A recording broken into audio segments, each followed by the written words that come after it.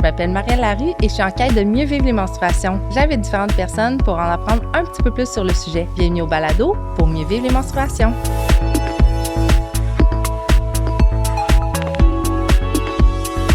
Hey, salut Sabrina, comment ça va? Allô, ça va bien toi? Oui, vraiment contente de te recevoir aujourd'hui parce que j'avais envie qu'on discute de comment les entreprises peuvent nous aider collectivement à mieux vivre les menstruations.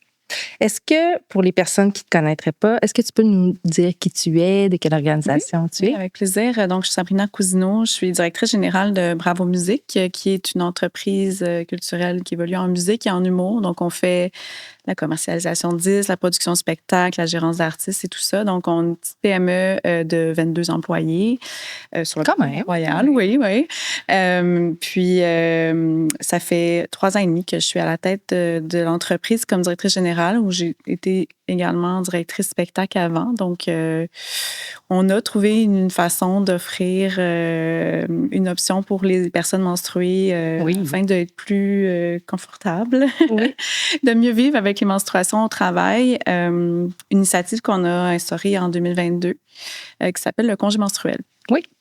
Donc, le congé menstruel, en fait, c'est... d'abord, j'ai vu l'initiative passer sur LinkedIn. Je suis une grande fan de LinkedIn. Puis, j'ai une entreprise, une petite PME, mais en France, qui en faisait la promotion suite à la Journée internationale des droits des femmes. Qui en faisait la promotion comme quoi elle venait d'instaurer ça. J'étais allée voir un peu de quoi il s'agissait. Puis, en fait, c'est un congé qu'on offre, un congé distinct des congés maladie. Donc, c'est une banque de congés menstruels qu'on peut prendre si on est une personne menstruée, si on vit un inconfort ou on a besoin d'une pause ou on a besoin de télétravail si c'est une journée où on devait être au bureau. OK. Bref, il n'y a pas de question posée à la personne qui dit « je vais poser un congé menstruel aujourd'hui ». C'est d'accord, il n'y a pas de problème.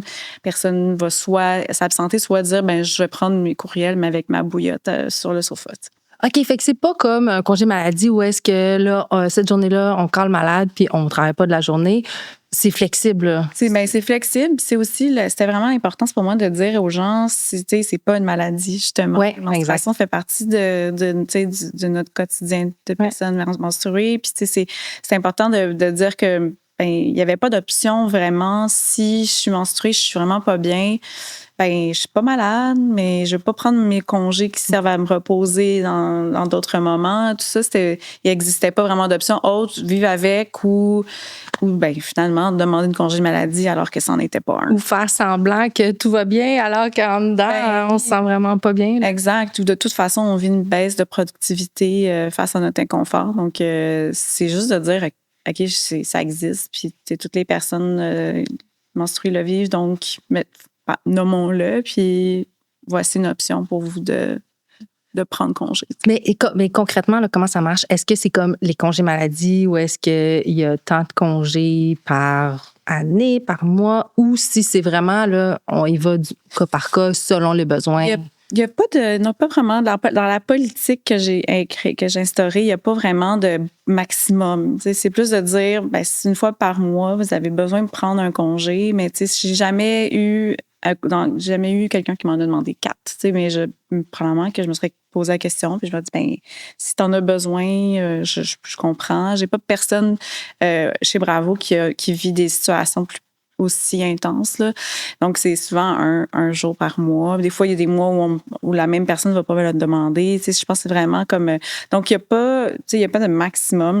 Au début d'année, j'en mets 12 dans la banque de chacun. Puis après ça, ils peuvent le poser, puis sans se faire poser de questions, mais il en reste au bout de l'année pour la plupart du temps. Là. Fait que, si on se questionne en termes de coûts, mais il n'y a pas de coût substantiel pour ça. De toute façon, comme je disais, on s'attend à une baisse de productivité. Fait que je pense que juste d'offrir ça peut revenir. Le lendemain, ils peuvent revenir avec beaucoup plus de motivation, productivité de s'être accordé ce moment-là.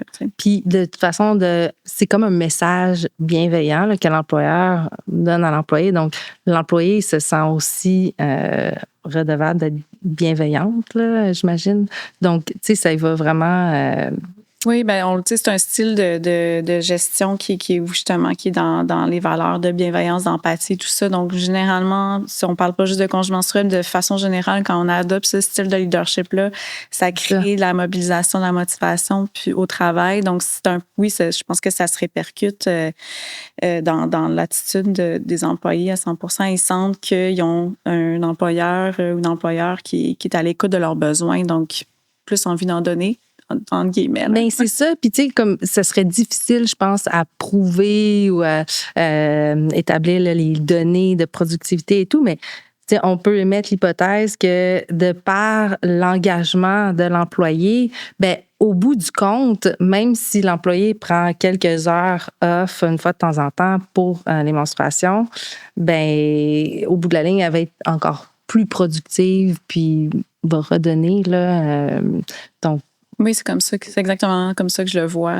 C'est comme dans plein d'autres pratiques en ressources humaines que quand tu justement tu offres aux employés des options ou justement ils se sentent écoutés, tout ça, j'ai l'impression qu'il y a quand même quelque chose où ils sont redevables. Ça se calcule pas. C'est plus la collaboration que, OK, là, je m'en vais puncher in, punch out.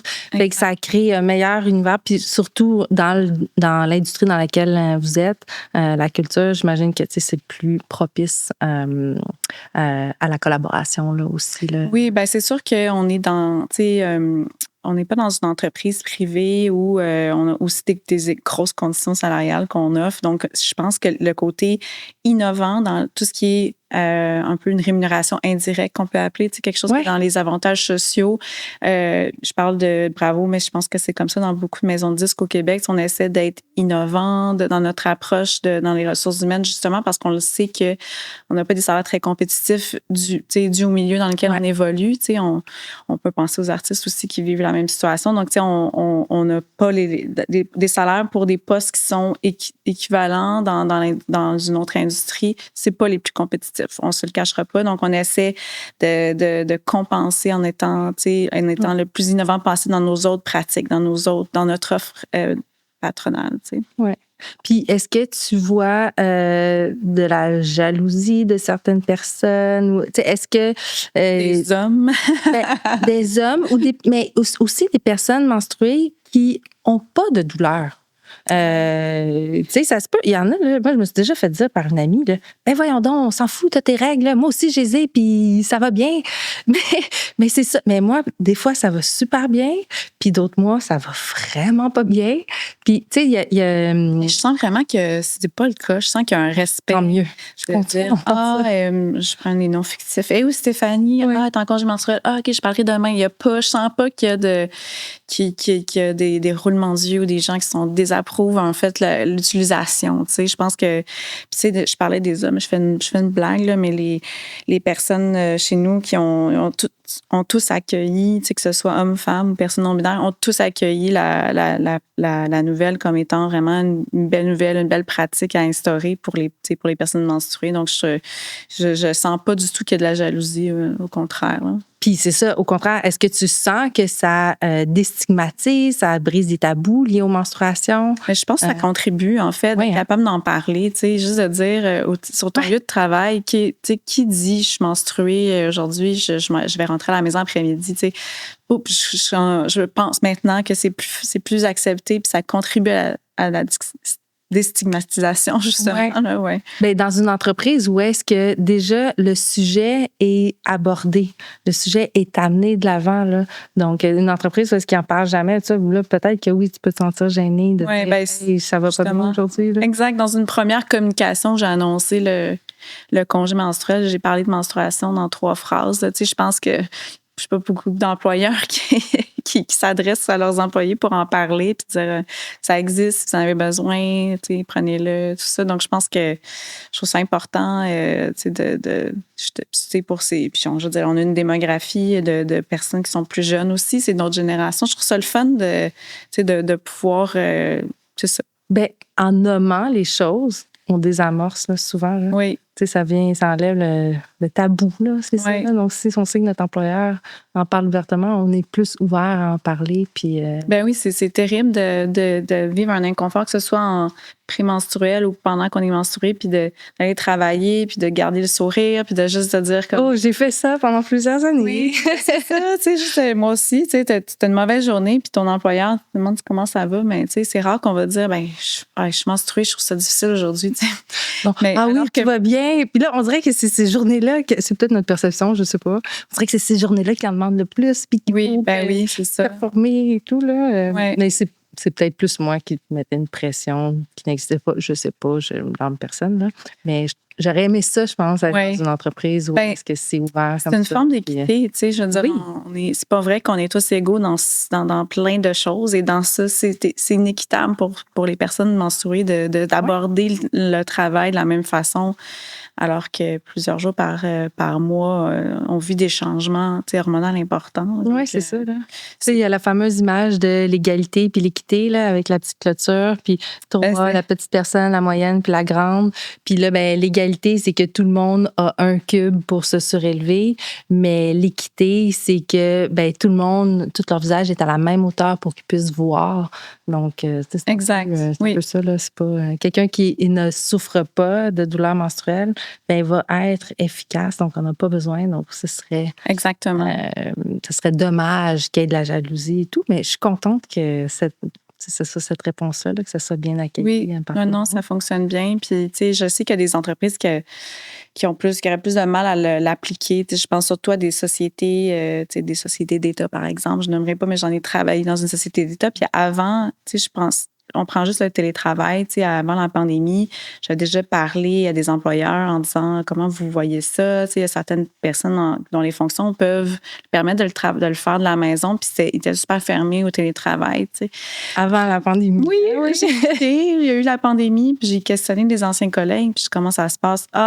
2 jours au bureau maintenant, puis je dis, c'est drôle comment certaines choses, on pense qu'on peut pas l'appliquer, mais que, tu sais, bon, on veut pas d'autres pandémies pour changer des pratiques, mais quand même, tu sais, je pense que même dans une société fédérale, on pourrait avoir un congé menstruel, puis, tu sais, ça pourrait être appliqué. Ça serait vraiment une belle façon de... On parle beaucoup de EDI, tu sais, on parle d'équité, diversité, inclusion, mais on ne l'applique pas à la même échelle, tu sais. Donc, je trouve ça, c'est une façon de contribuer à l'équité, là. Mais est-ce que, dans le fond, au lieu d'appeler ça un congé menstruel, ce serait plus une politique d'ouverture, tu sais, d'amorcer ça, là, comme nous, si vous êtes menstrué, vous avez des douleurs ou ça, vous avez besoin de prendre du temps ou travailler à la maison. Tu sais, peut-être ça qui serait moins... formel, mais tu sais, c'est ça, avec les sociétés d'État. Oui. Des fois, il faut que ça soit formel. Parce que c'est sûr qu'il y en a d'autres entreprises privées qui auraient peut-être plus de mal à l'appliquer parce que sont à grande échelle, beaucoup d'employés, tout ça, mais tu sais, il y a une autre façon aussi de le faire, ce qu'on fait chez Bravo, mais c'est d'offrir gratuitement des produits... des produits menstruels. Là, donc, tu sais, il y en a qui se partagent moins, là, comme des disques menstruels ou autres, mais d'en offrir, tu sais, gratuitement dans les toilettes des produits menstruels ou autre chose. C'est juste un peu comme contribuer encore là à plus d'équité. Oui. Puis est-ce que là, il y a des produits jetables qui sont offerts? Est-ce que ce serait envisageable pour une entreprise d'offrir à ses employés des produits menstruels réutilisables?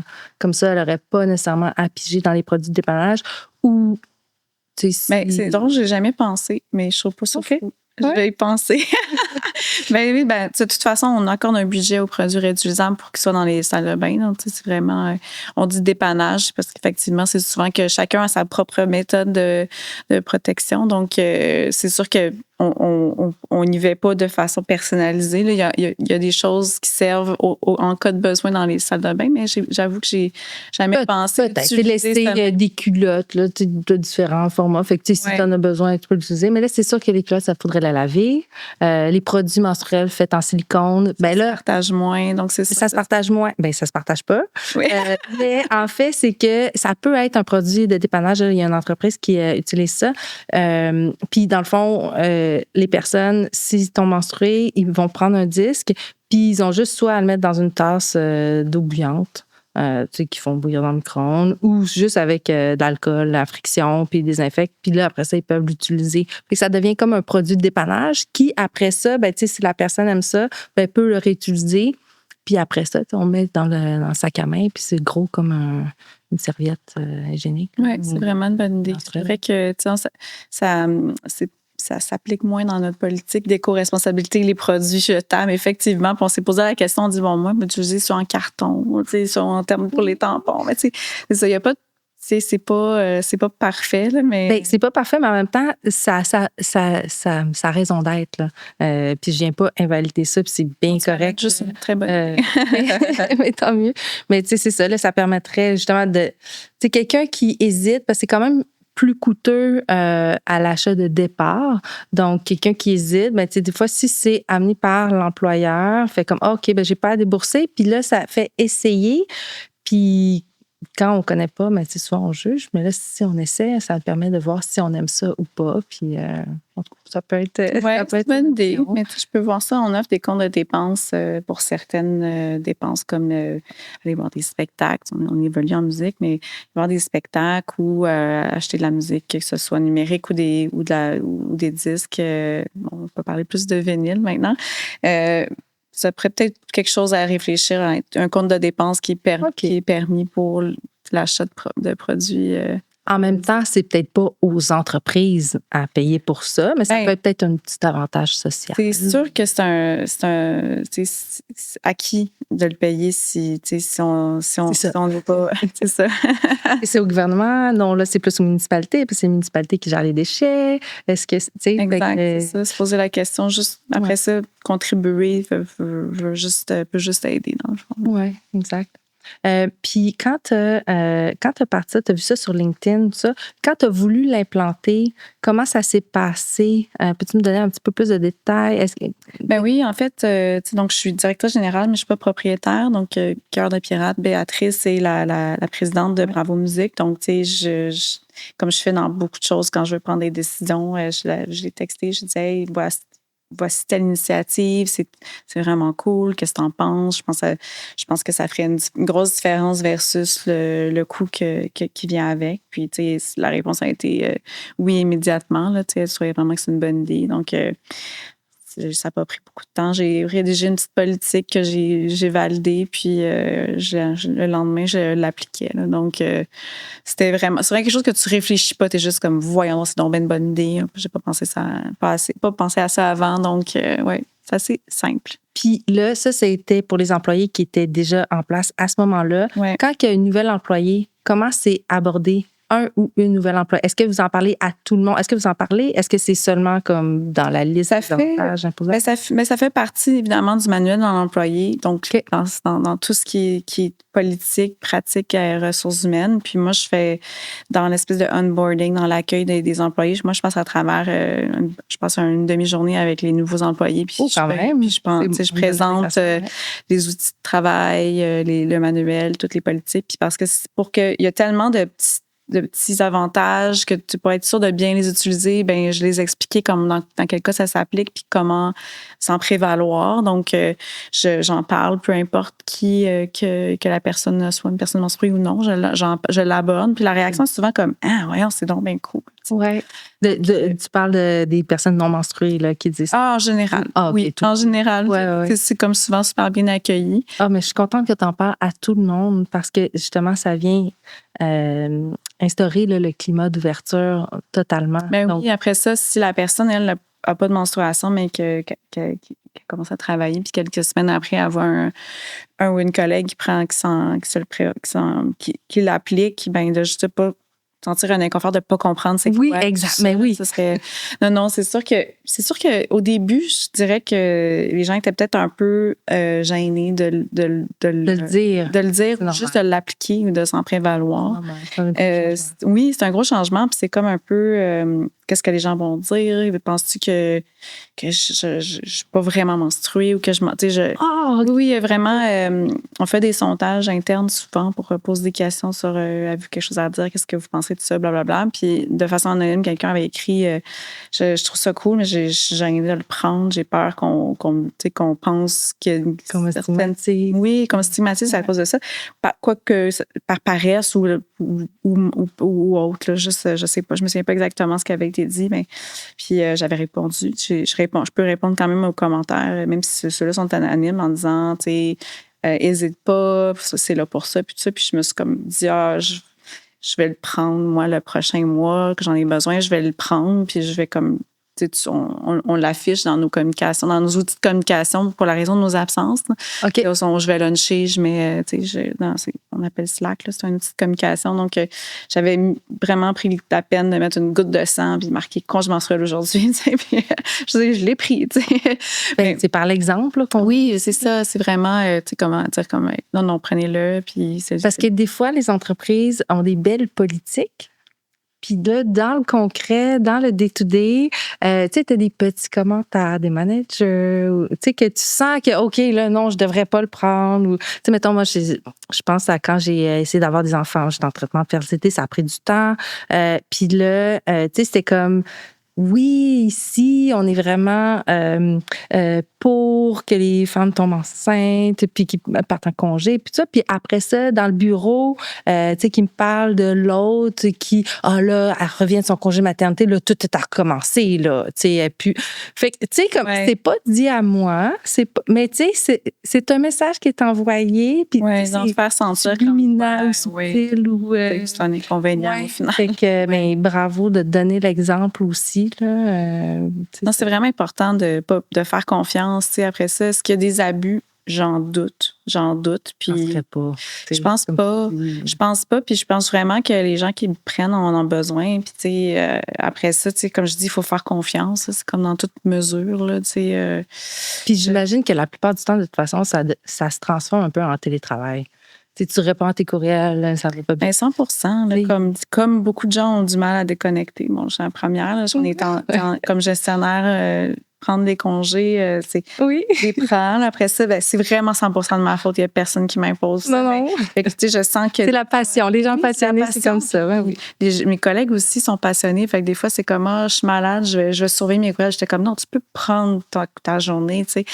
Mais on est aussi dans une industrie où ça va vite. On a des sorties des lancements et tout ça. Puis je sens que mais si c'est la passion. Là, Fait que oui, effectivement, ça se traduit beaucoup en télétravail au final. Si la journée devait être au bureau, encore là, sont 2 jours au bureau sur 3 jours, sur 5. Donc, ça arrive que c'est un jeudi, puis ils sont pas supposés être au bureau, mais ils sont juste plus au ralenti, puis c'est comme accepté aussi. C'est tout ça. Toutes ces réponses-là, c'est correct. Pour les gens qui s'opposeraient au congé menstruel, peut-être que ça peut les convaincre que, au bout de la ligne, c'est pas si pénalisant en productivité. Puis... Mais non, c'est ça. Puis j'avais déjà entendu des détracteurs en parler en disant que ça allait nuire aux femmes, que ça allait en fait les bloquer à l'emploi, ou que si jamais je parle d'une plus grosse entreprise venait instaurer ça d'en haut, puis qu'après ça, les gestionnaires de premier niveau ou d'autres niveaux doivent l'appliquer, puis qu'eux vont peut-être choisir de ne pas embaucher des femmes, par exemple, parce qu'ils sont comme, moi, je veux pas appliquer les congés menstruels à chaque mois, là, donc il va faire une barrière à l'emploi, mais je pense que c'est la responsabilité de l'entreprise qui l'applique à bien éduquer, puis à faire en sorte que ça se passe bien. Là. Donc, moi, je suis pas d'accord. Puis de toute façon, là, c'est pas une nouvelle affaire, les menstruations. Mais non. C'était là, puis ça fait juste comme amener les personnes à se sentir plus en confiance. De prendre soin, au final. La collaboration. Vraiment gagner de tout ça après, là, en termes de, comme d'efficacité, de motivation, tout ça. Là, c'est ça. La soirée où est-ce que cette personne-là, il faut qu'elle travaille puis qu'elle n'est pas à l'horaire, elle va plus être enclin à le faire parce qu'elle sait que son employeur, c'est du donnant-donnant. Là, quand c'est juste toi qui donne puis l'autre qui garde tout pour lui, tu as moins envie d'échanger. Donc, c'est bon. J'espère que ça peut convaincre l'entreprise de l'instaurer. Est-ce que tu penses que c'est le gouvernement qui devrait financer les congés menstruels? Mais c'est au même titre qu'on parlait des produits périodiques qui devraient être financés par un gouvernement, on ne sait pas lequel, Non. provincial, fédéral, municipal, mais au même titre, je ne sais pas comment ça s'appliquerait dans les congés menstruels. Oui, c'est complexe. Est-ce que ce serait une subvention offerte aux entreprises qui l'appliquent? Est-ce que c'est un... Comme par quota, comme, mettons, quand tu engages des stagiaires qui sont issus des minorités visibles, là, tu as plus genre ça? Genre ça. OK. Tu sais, si on veut vraiment que, comme je parlais tantôt d'une forme de EDI, on parle beaucoup de ESG maintenant, là, attends, je m'en parle de quelque chose. Écologique, social et... Oh mon Dieu, je me souviens plus. C'est une autre forme de en gestion d'appeler... qui inclut, qui englobe, dans le fond, l'environnement, les enjeux sociaux, la diversité, tout ça. Je m'en souviens pas exactement. Mais bref, on parle beaucoup au gouvernement ou dans toutes les entreprises, comment favoriser l'équité, la diversité et l'inclusion. Mais tu sais, c'est ça que je pense que ça pourrait être une autre forme soit une subvention, soit, tu sais, un crédit d'impôt, je ne sais pas, ou aux entreprises qui démontrent qu'ils l'appliquent. Puis donc, tu sais, comme je disais, ça a un petit coût, mais ça pourrait juste encourager les entreprises à l'appliquer, là, même si on ne parle pas d'une grosse somme d'argent, comme j'expliquais. Là, tu sais, c'est quelques mois par année où il y a des absences. Puis, tu sais, comme on disait, quand l'employeur donne l'exemple puis aborde le sujet, ben là, les personnes sont plus enclins à s'ouvrir sur le sujet. Donc, ça serait un peu ça, tu sais, d'envoyer le message de la part du gouvernement qui, là, les entreprises, tu sais, après ça, ça peut faire boule de neige. Juste informer que ça existe aussi. C'est ça, oui. Je pense qu'il y a plein de... Tu sais, je suis vraiment contente d'en parler parce que à chaque fois que je me dis, si quelqu'un entend ça, qui sont gestionnaires ou qui sont propriétaires d'une PME, puis sont comme, je cherche des façons d'être innovant dans mes pratiques, puis qui entend ça, bien, ça fait boule de neige. À mon sens, c'est comme juste quelque chose de super facile à appliquer, puis de vraiment... Donc, tu sais, si le gouvernement s'en mêlait, d'une certaine façon, juste d'informer que ça existe, que c'est quelque chose qui est possible d'offrir, je pense que ça ferait des petits. Oui. Ouais, écoute, à suivre. Il faudra en discuter collectivement. Oui. Puis, à la fin de chaque épisode, je demande à l'invité si tu te rappelles de comment tu as vécu tes premières menstruations. Est-ce que tu t'en rappelles? J'ai pas beaucoup de souvenirs. Je vais peut-être parler de ma fille qui me demande souvent. Ma fille va avoir 10 ans. Puis elle me demande souvent comme est-ce que je me souviens à quel âge ça a commencé, puis comment je me sentais avant que ça arrive. Elle a énormément de curiosité, puis je pense que ce que ça m'amènerait à dire, c'est que je trouve ça vraiment génial de pouvoir avoir des discussions avec ma fille de 9 ans 3 quarts. Elle aime beaucoup dire ça. De parler de menstruation avec elle, tu sais, de pas me gêner pour lui dire que je suis menstruée, de pas me gêner pour expliquer ce que j'utilise, parce qu'elle a une curiosité, parce que les gens en parlent, parce que s'il n'y a pas de stigmatisation autour de ça. Puis je suis vraiment comme contente qu'elle me pose des questions, même si évidemment, comme je te dis, je me souviens plus exactement comment ça s'est passé pour moi, ni à quel âge. Mais c'est peut-être bon signe que tu t'en souviennes pas, parce que ça n'a pas été un événement traumatisant. Non, pas du tout. Ça a juste été, peut-être que tes parents t'en parlaient. Je détestais les serviettes sanitaires. Je me souviens juste que c'est un peu peur du tampon quand t'es jeune. Je m'imagine d'avoir 13 ans, je me souviens plus, comme je dis, mais puis j'y allais avec les serviettes sanitaires, puis je trouvais ça, là, j'étais comme, c'est des gros modèles, pas... Oui, on dirait que dans le temps, on sait pas... Mais j'avais 40, puis les modèles étaient assez épais, puis je me souviens juste de dire, comme, quel inconfort, tu sais. Fait que moi, j'en parle avec ma fille, puis je sais qu'elle a des options, qu'elle va m'en parler, bref, toute sa curiosité me fascine, je trouve ça vraiment beau. Ben, tu sais, je pense qu'elle a un bel exemple devant elle. Puis, ben, merci pour tout ce que tu fais. Merci pour l'invitation, c'est vraiment gentil. Oui, mais j'espère que tu inspireras d'autres personnes. Moi aussi. Merci, Sabrina.